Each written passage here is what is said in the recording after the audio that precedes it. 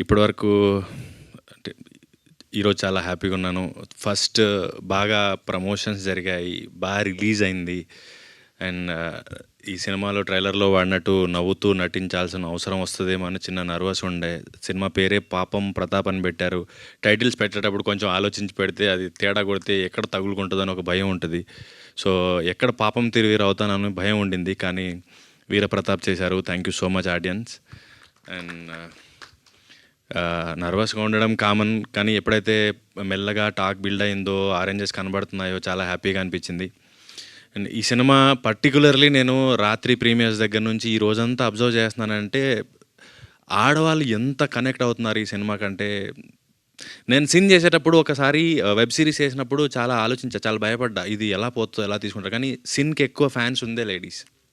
So same మళ్ళీ నేను పాపం ప్రతాప్ చూసిన తర్వాత ఎక్కువ మేము ఏదైతే నేను ఎక్స్పెక్ట్ చేయాలి ఇంత కనెక్ట్ అవుతారు లేడీస్ అని. సో ఈరోజు చూస్తున్న వాళ్ళు కానీ ఇక్కడ ఉన్న వాళ్ళు కానీ ఎవరైతే మీరందరూ ఒక మగాడి వెనక మగాడి ఆనందానికి మగాడి విజయానికి అండగా నిలబడిన ప్రతి ఆడవారికి ఈ పాపం ప్రతాప్ అంకితం. అండ్ ఈ ఆడవాళ్ళు మీ భర్తలకు ఇచ్చే బెస్ట్ రిటర్న్ గిఫ్ట్ ఈ పాపం ప్రతాప్. Thank you.